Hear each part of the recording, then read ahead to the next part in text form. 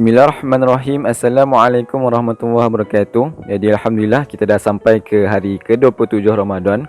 Dan memandangkan hari ini hari ke-27, kita akan lihat beberapa ayat daripada juz 27 untuk kita lihat dan tadabbur bersama-sama. Jadi Ana pilih surah Al-Hadid ayat 12 hingga 14 untuk kita tadabbur hari ini. Untuk ayat ke-12 hingga 14 surah Al-Hadid ialah pertengahan surah Al-Hadid, di mana menceritakan bertemakan kiamat. Dan apabila kita lihat Al-Quran, bila mana diceritakan kiamat, pasti akan orang kanan dan orang kiri, iaitu orang ke syurga dan orang ke neraka. Mukmin ke syurga, kafir ke neraka.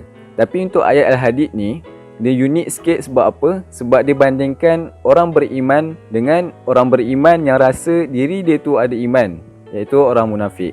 Ayat 12 ceritakan tentang bila mana hari kiamat tu berlaku, orang-orang mukmin ni akan bercahaya. Yas'anuruhum baina aydihim wa bi'aymanihim. Di depan dan di belakang orang bercahaya.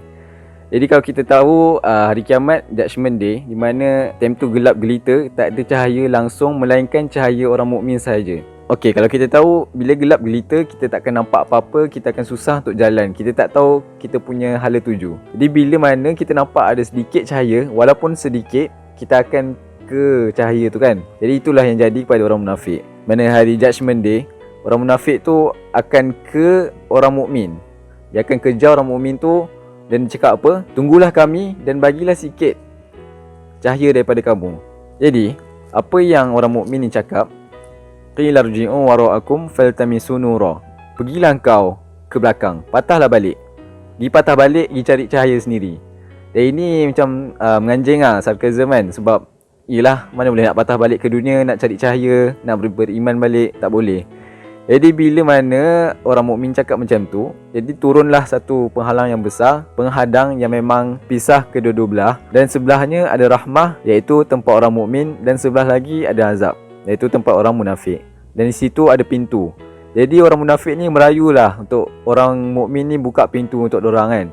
Sampai merayu-rayu, diorang give up, diorang tanya, kenapa kan? Okey, kita pergi ke ayat 14. Yunadunahum alam nakum ma'akum. Diorang panggil dan tanya, bukankah kami ni sebahagian daripada kamu dulu kat dunia? Lepas tu orang mukmin ni cakap apa? Dia kata, qalu bala, ya betul. Engkau lah kawan aku, engkau lah keluarga aku, engkau lah jiran aku. Walakinnakum fatantum anfusakum. Itu yang pertama. Tetapi engkau lah mencapakkan diri kau ke dalam fitnah. Okay, kita bagi contoh untuk orang yang beriman dan dia saja nak try club kan, biasa desire kan, rasa nak try benda baru. So dia kata tak apa, aku boleh tahan benda ni. Sehari aku nak tengok betapa rosaknya rumah ni kan. So dia pun pergi tengok sekali dua dia pergi, okey, dia rasa tak selesa kan. Dia rasa apa benda ni, kenapa macam ni dunia ni. Tapi bila lama-lama dia akan rasa biasa. Okey, kita pergi yang kedua.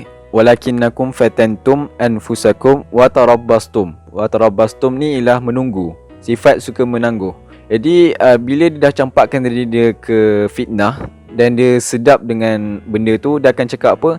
Tak apa, aku akan berubah esok. Aku akan taubat esok. Jadi kalau kita tengok, bila lama dia buat benda tu, makin lama makin dia rasa shock dengan benda tu. Memang sifat menangguh ni memang susah. Makin lama dia buat benda tu, makin susah nak tinggal. Tarabbastum wartabatum. Wartabatum ni ialah meragukan. Bila dia dah susah sangat nak tinggal maksiat tu, syaitan akan start bisik dekat telinga dia kan. Syaitan bisik apa? Dia kata, betul ke Islam ni memudahkan kan? Islam ni bukan patutnya memudahkan dia punya pengikut. Dia akan memberikan kita kesenangan. Bukan macam tu ke kan? So dia pun main dengan fikiran dia. Dan bila macam tu, syaitan lagi nak hasut, nak bisikkan benda lain. Dan akhirnya dia hanya hidup untuk memenuhi desire diri sendiri je, memenuhi nafsu. Contoh macam dia dah hilang harapan lah, dia dah tak ada rasa nak ke syurga, dia dah tak rasa takut kan, dah tak rasa takut kat Allah kan. So kita tengok yang keempat ni, dia dah false hope, dia memang dah tak ada harapan. Dia memang hidup dia untuk cari pleasure dengan joy and pleasure. Dia nak cari, contoh macam dia baru habis satu season anime, dia macam lepas ni aku nak buat apa kan, dah habis anime ni. So dia tunggu lagi, cari lagi dia punya pleasure yang lain, desire yang lain. So dia memang hidup semata-mata untuk memenuhi dia punya desire lah.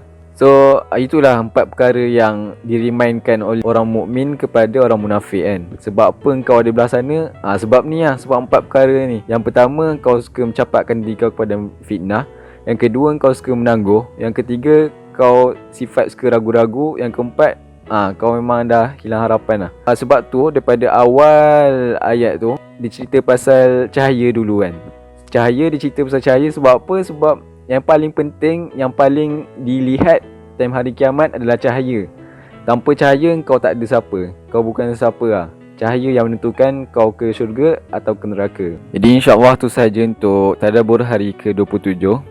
Jadi marilah sama-sama kita push lagi amalan kita, sebab Ramadan dah nak tinggalkan kita. Jadi gunalah baki-baki Ramadan ni sebaiknya. Janganlah buang masa, janganlah suka menangguh. Dan anggaplah Ramadan ni ialah Ramadan terakhir kita. Mana kita tahu mungkin kita dah tak ada esok atau kelak. Jadi insyaAllah itu sahaja daripada Ana. Assalamualaikum warahmatullahi wabarakatuh.